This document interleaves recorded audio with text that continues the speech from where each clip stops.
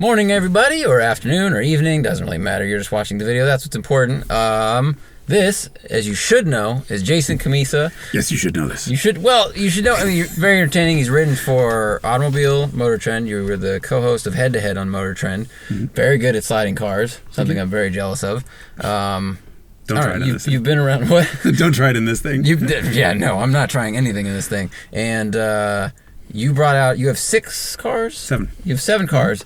None of which, the most normal one is the e-Golf, but then that's not normal. The distance is huge. The rest of them are like the only E30 new car, wagon, Ferrari, I think they all follow a formula. Like the e-Golf is the electric daily driver that's under warranty that I don't have to work on. Mm-hmm. That's why that exists.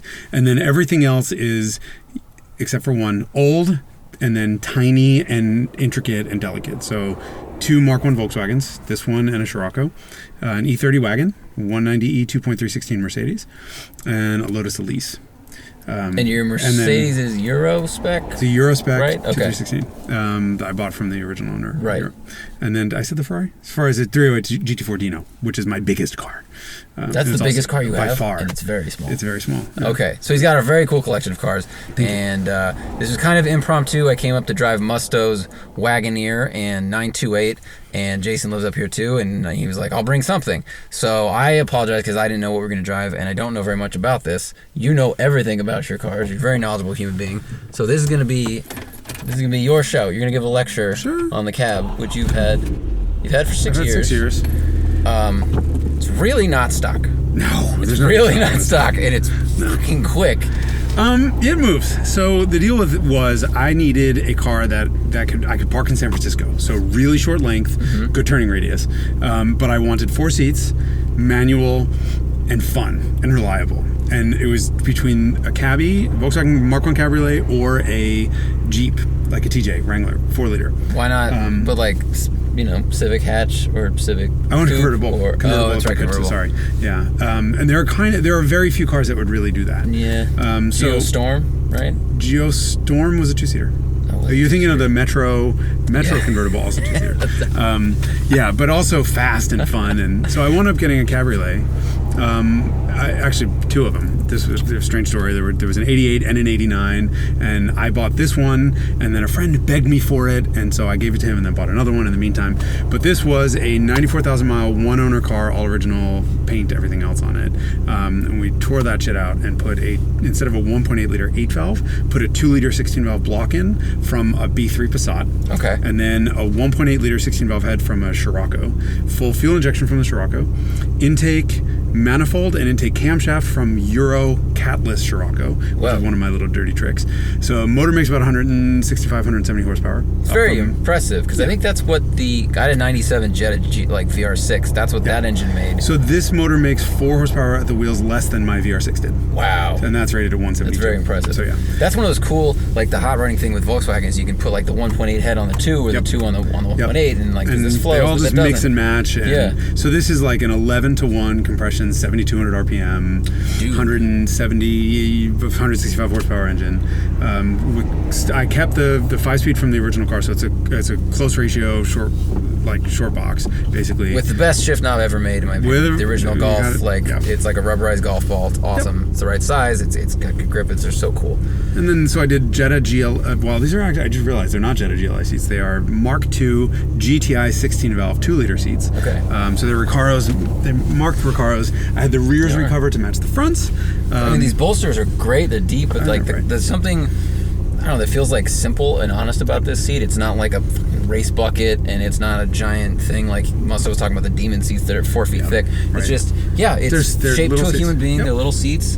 It's almost like too wide on this side. It like hits the door. Well, right. They're made for a bigger car. They're made for Mark II. Oh, but this is the bolster. I think you said that's folded outward a little bit. They are all too. I mean, if you adjust the shift linkage wrong, you will hit the seat bolster and you can't get second gear. I mean, this is a mix and match. There's nothing stock on this car. By the way, also in addition to the engine, I did a full driveline and suspension swap. So underneath this is a Scirocco 16-valve, which means 4-wheel discs, power steering, all the shit that Cabbies don't have.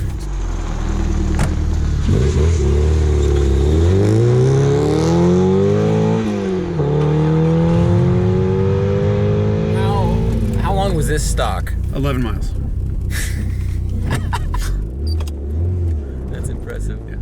11 miles. 11 miles, and then the 1.8 got ripped out, and then everything started. That's crazy. Did it ever give you problems when you're in the city? Like you park and then you get out and you're like, oh no, my 2-liter head isn't talking to my 1.8 block or anything strange like that? I mean, I don't really want to say it out loud, but it's all factory stuff, so it's reliable. Floor it. And by the way, it's $7,000. So. Yeah.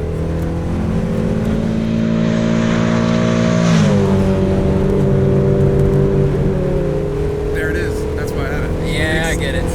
I totally get it. I mean, you came around the corner, everyone, you just saw a drive-by. The induction sound was awesome. The exhaust sound is cool, but I was just looking at how fast someone was going. I mean, it was definitely the speed limit. Definitely. But the way it looks going around the corner at the speed limit was amazing. And, you told me, this got 0.97 G with bad tires on it. So it's 0.96 with Yokohama S drives. Okay. I now have Dureza Z2 star specs on it, and I had to take them off because it's too much grip. So yeah, too much grip. Got up on two wheels in the middle of a corner, hit a little bit of bump, and as soon as you're in a corner, the rear wheel is off the ground like a foot. Whoa. No problem. That's normal. They did that from the factory, and this is factory Scirocco suspension, so it's nice and soft.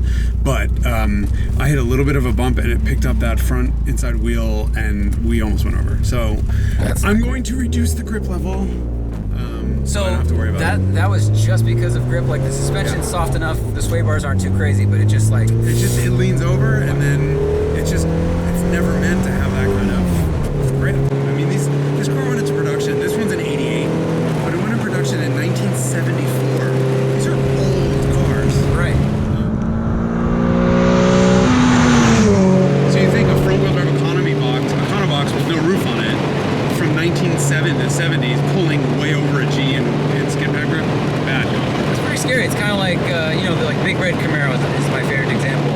You take a car from the 60s and you're taking it to 240 miles an hour, and then you're taking it up Pikes Peak, and like all the pro touring cars.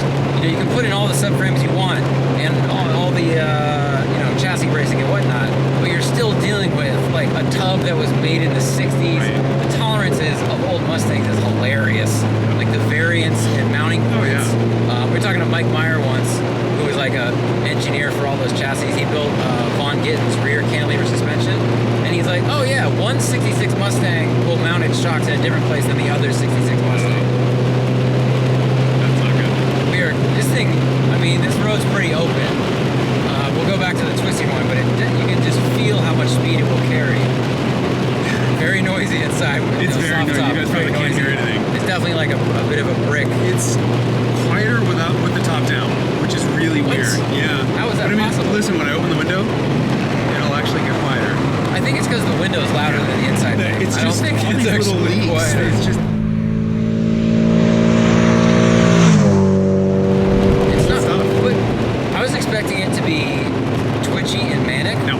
But it's not. No, because I left it all Scirocco 60 valve stuff. Wow, so, so the steering is the fastest ratio Mark 1 steering you can get, but it's still slow by modern standards. It's like 3.4 turns lock to lock. Yeah, the steering isn't, super tight and kind of worrisome and twitchy. But it's actually got a little bit of play to it. Yeah, they do. And really, you need to drive this car on if we had a really, really tight, twisty road. Yeah, I wish we did. There's, going up Mount Tamalpais, which is the mountain in Marin, right north of San Francisco. I have yet to find anyone who can keep up with this car. And it's not me going, oh, no, I can keep up with it. It's the combination of grip and size and speed. I just had a friend recently who's a very good driver in a 911 GT3 Touring, the new one. One corner. He could keep up with me he could see me for one corner, and by the time he got around that corner, I was out of sight. I was already around the next one. Well, what's the mechanical grip number of a new GT3 Touring? It's got to be about a G, right? 1.0. It's got more power. Yep. What is it about small cars that just make them... Is it people feel comfortable because they have more room for error in the lane? Is it... Well, if you think... There's two things. First of all, suspension compliance. He was scraping everywhere, and he was going to break a wheel, so he had to slow down. Yikes. It's not that the car couldn't keep up, it's that he wouldn't. And the other issue is, if I'm 2 feet narrower, I can carve a bigger mark. Yeah, okay. So that's why motorcyclists don't pull a lot of G's in corners, but they're faster around the corners because their arc is bigger. They're not taking as much width. Right. That's what I've always thought of, the Corvette Grand Sport. All right, great car, nice combination of handling, and a motor it's so wide, and like those cars are so serious that to drive them in a canyon road really, really hard, you don't have a lot of room in the lane, and I don't know, it feels like you kind of take away the joy of little apexes and little nuances in the corner. That's why a Miata will always be faster and on a really twisty tight road and more fun. I'll slow down for wind noise. So I don't have like any. I have one cab story, and it's the most LA moment I think I've ever had. I had just moved to Los Angeles. I was living in Koreatown by myself because that's what you can afford when you make no money. And I was living like above a 7-Eleven. And I used to go running west, which the neighborhood gets better and better the further you go west. And so I go for a run, and I'm like mid-stride going across the street, listening to music. And I was like, huh. And I look to the right, and there's a white cabriolet with 4 high school chicks in it. The 2 in the back, I swear to God, are sitting up, like on the back of the seat. Like something out of a movie. Like, that's not legal, it's not safe, any of that. And they're just listening to music, and I was just like slow motion, like, get the fuck out of here. Because it was just such a dumb, like, oh, look at the poor guy, and he runs past the hot girls, but they're from like the nice neighborhood, and they won't talk to him. And it was just so weird. This happens to me all the time. I'm driving around, and people are like, look at the hot chick in the bitch basket. And I'm like, I'm not a oh, chick. right. So, tell people all the nicknames for this car while we go around. Floor it. You're good. You got it. You got so much this is ridiculous. It's always hard to get used to someone's car in like 2 minutes. Like, I'm gonna find the limits. If I start screaming, you're good. If you start screaming, yeah, that's a good measurement. That's like the canary in the coal mine. Yep. It's Jason. You're good. You're good. All right. It's all good at this speed. So it'll walk around. It's got a lot of suspension travel, but this is a Mark 1 GTI underneath, plus rear discs, plus better suspension, basically. So it'll talk to you, and it won't bite you. It doesn't understeer, by the way. It'll get nice and neutral. Gotcha. Big 4-wheel drifts. This is a excellent lesson for everybody out there who's putting suspension on their car and making it really, really stiff because they want to be a race car driver. You don't need stiff suspension to have a lot of grip or have communication. Like, it soaks up the bumps. Oh, dude, this is sweet.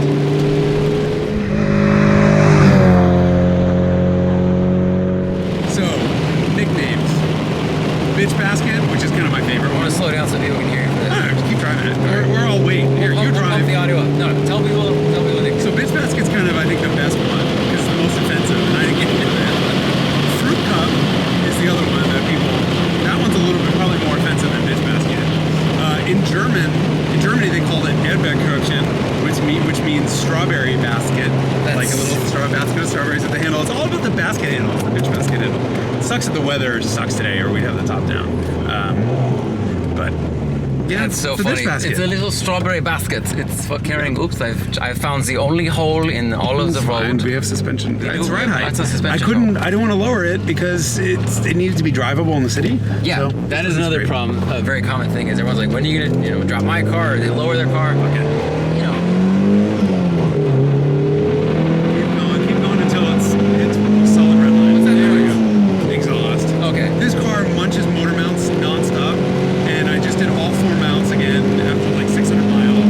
This is quick. This is like the right kind of quick. It's on the right side of history.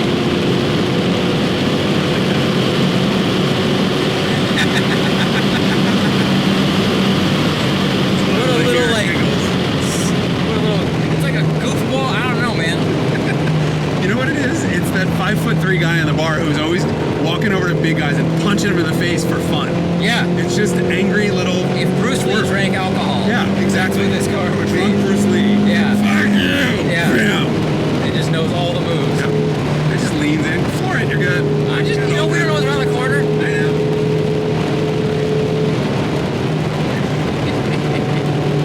So I skid mark from before. Yeah, you locked up a brake because the wheel was in the air for like 100 feet, which is amazing. I'm flat. I've been flat. Wheels in the air there too. My wheels in the air. Yeah. I wish I'd filmed your drive by on the corner. Dude, this is ridiculous. Just, man, small front-wheel drive cars.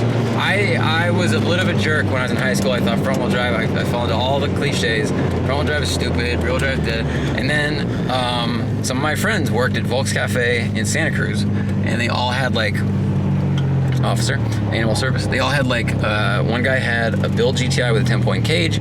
One guy had a Mark II Jetta that he flipped. One guy had a Corrado with a VR6 with like a 4-point, and that was awesome. And then I learned what handling was. Yep. Like I learned on the highway in that Rabbit, we just started going like this, and I was like, how come it's not like leaning over and tipping over? And why does it turn instantly? Yeah. What are these things you have that stop the car? Like those are brakes. Yep. And I had a Pontiac back then, and it had none of those things. So you hear the exhaust is hitting the center tunnel. I gotta move the engine. Move the engine? Yeah, it's 4 mounts and they're all kind of slide adjustable, so I just move it over a quarter of an inch and then one hit. But for whatever reason, this thing just fucking destroys engine mounts, and my Scirocco's the same engine and doesn't. So I don't know what the problem is. What are you gonna do? Old VWs. It's so funny that how many engine mounts did it eat while you were like, this was your commute into the city car? I mean, because that's front mount every 500 miles over the last 8,000 miles, so probably 15. What? Yeah, and it's a 10-minute fix, and they're like $13. It's a 10-minute fix? I've never done engine mounts. So yeah. All right, I gotta go up to the front mount on this car I can do in 10 minutes. The rear mount in probably another 6, and then the sides are a bit of a pain in the ass. Wow. All right. But I gotta run. I bought a case of them. and I think they were all like bad. You're buying $2 chuck at Trader Joe's. I'm not even having a New Year's party. I'm gonna get a case. So the thing is, you can get regular, and then you can get sport, and then you can get HD. And heavy duty is the hardest durometer, whatever, blah, blah, blah, blah. Yep. I'm not even gonna say the name of the company that I bought them from because I love them and they make great shit. And I think I just got a really bad batch of them. And I went through them all and I realized, I'm like, hold on, the Scirocco goes like 10,000 miles on a set of mounts. So I wound up just putting a stock mount in and it lasted like 4,000 miles, no problem. Wow. So I think that was just just that noise. Angry squirrel. Give me my nuts. Hey, just because you're in a bitch basket. Watch it. It's the drunk squirrel at the bar. Exactly. Like, hey, with a little bit of lift. give me the nuts. No, the ones in the bowl. Don't be gross. I had somebody, to your question about, to your point about handling, I had somebody question recently on Instagram, why do I ever prefer front wheel drive handling to rear wheel drive handling? And the reality is no. Rear drive is always superior, but you can have a car like this that you've set up for fully neutral. Like you can drift this thing all around if you want. And when you have modest weight and modest power, it puts it all down. It's got an open diff. Like the other one has a locker, but it puts all the power down. There's no torque steer. Like you don't have to. Front wheel drive worked with light cars. Yeah. No, right around that corner, it was stepping the back out. It's On throttle. On throttle. The Fiesta ST was known for like stepping it back out off throttle, but it was way more aggressive than that. I'll turn around down here. This feels more correct, more precise. The Fiesta was like, we're gonna make this really fun. It'll sell a lot of cars, and it was really fun. This is more honest. Yeah. This is really the back just runs out of grip right before the front does, and it's none of this like seesawing that the Fiesta ST does. This'll like in second gear corners will understeer under full power, but if you lift, it tucks right in. This is how a front wheel drive car. How I would want a front wheel drive car to handle. That's what this is. That's highest compliment. Man, this is really good. Now you're gonna drive the Scirocco next, because that is this with coilovers, big bars, an actual limited slip up front, and 50 pounds less weight, and a foot lower center of gravity probably. And a more rigid. And a much more rigid body as well. So why did you put suspension on that car and make it all stiffer and whatever, just to have a different flavor? I built this car. I built this car basically because I wanted to be able to drive the Scirocco without risking the Scirocco. Gotcha. So I can drive this around and I don't have to worry about that getting stolen, hit, totaled, destroyed, whatever else. And that is when you deal with, especially a Mark 1, these are old cars, and when you deal with they have no structural rigidity basically. You're looking for potholes. It's just stressful. Like, am I gonna hit a curb? Am I gonna hit this? This thing you can fucking run over anything. You don't have to look. It doesn't matter. Don't worry about that. It's just an axle. Chinese fucking axle. Can't get any parts for these cars. That's just an axle and engine mount, non-essential items. Just floor it and just fucking enjoy it. Hey, waiting for the smile. There we go. There. Yeah, like I don't have to worry about potholes. I just hit them. It doesn't matter. God, that's that's like a gift. It's like having, I don't know, a trust fund or something. It's just like, I'm gonna hit a bottle and it's not gonna break, and it'll go right through it, and it'll just handle it. Right. That's, man, yeah. I think, I don't know, there's so many trends in cars, but people that make the car too serious and where it's difficult to drive on the street, where it's worrisome to drive on the street. Yeah. You know, when I was getting tires and stuff, people were like, when are you gonna lower your car? Are you gonna do like 19s? I have 3 friends that have E46 M3s that have 19s. They've all popped tires, cracked rims. They're like, yeah, you have the right tires. You know, ours look really cool though. I'm like, I don't give a shit. You know, I don't, like, it looks good enough, whatever. Look, I almost doubled the horsepower of this car. I put 4 discs on it. I put suspension on it, whatever. I mean, you're talking about a 40-year-old design car that does 0 to 60 in 6 seconds, pulls a G on the skid pad. I haven't done braking tests. Or 9 something, 9.7, 9.8, whatever. No, that's really, right? I mean, that's amazing. And yet, it's rides well and it's comfortable. Like, you don't have to ruin your car to have fun. And let's be honest, this car is never going to be serious. Look at it, right? It's a bitch basket. Right. It's a 4-seat convertible that was made famous by every cheerleader in every high school across the country. Mm-hmm. So you might as well have a sense of humor. Let it lean over, let it put a wheel in the air, and then, like, every time I win a drag race, like in this, people laugh. Like, that's how it should be. People should be giggling at, like, I just got my ass handed to me by a bitch basket. Or, you know, when they can't keep up with me on a back road, they catch up at the end and they're like, dude, what the fuck is in that? I'm in a little 4-cylinder, but you know, they're like, from the outside, it's on 2 wheels. It's dude, I have the biggest smile on my face, and everyone else laughs because of this car. And that's the way a performance car should be. Yeah. It should be fun. Yes. Not like, oh, I put 1.2 G's and I do this and whatever bullshit. No one cares. Yeah, I mean, the numbers always like help sell the car, because if you're an automaker, if your new car doesn't beat the old one, like that doesn't look good, of course. But is it more fun than the old one, or you know, even if you don't compare them, like they rarely are. Yeah. I mean, Miata's kind of the only one where the current car is as fun as the original, or close to it, and so certainly more fun than the previous one. Everyone looking at numbers is looking at all the wrong stuff. If you give more than a passing shit about 0 to 60, you're wrong. You're wrong. I can name 30 cars that do 0 to 60 in 3 point something seconds that suck. They just suck all the fun out of life. Mm-hmm. And you know, all of them pull a G and they do all this great stuff, and they're miserable to drive. I guarantee you'd have more fun in a Mark I VW or in any Miata, any generation Miata, or especially if you don't Civics. live at a racetrack, because a lot of those numbers and the impressive numbers are in a sterile environment with you know, huge lanes and runoff, and you can apex and you hit curbing, all that kind of stuff. And we all buy cars hoping we'll be that person, or we can do that more. Like, I think if you buy a new Rubicon, you probably don't offer as much as you wish you could. Right, of course not. You know, all that stuff. But you can get something like this, or set your car up so that it's fun all the time. All the time. You know. And the difference is, you know, you have to just be realistic about what you're actually going to do with the car. Mm-hmm. And something like this is a city car. This is like occasional, like I drag race it, occasionally back road blast it. I will never track this car. I'll be dead. You know, it'd be stupid. So if you're realistic and say, I don't need Öhlins remote reservoir dampers, and I don't need to get this car to a point of track performance, you can make it so it's fun going to the grocery store, and that's it. Unfortunately, you didn't hear what the exhaust sounds like with the roof down in the car, but the intake and exhaust on 16 valves resonate against each other. I've never heard that. So you get this wah wah wah wah wah wah wah wah wah, like from the motor. It's nuts. It's nuts. This thing makes all the craziest noises, and you're in town. Like, this is like the only modern car that comes close to this in terms of experience, I think, is a Fiat 500 Abarth.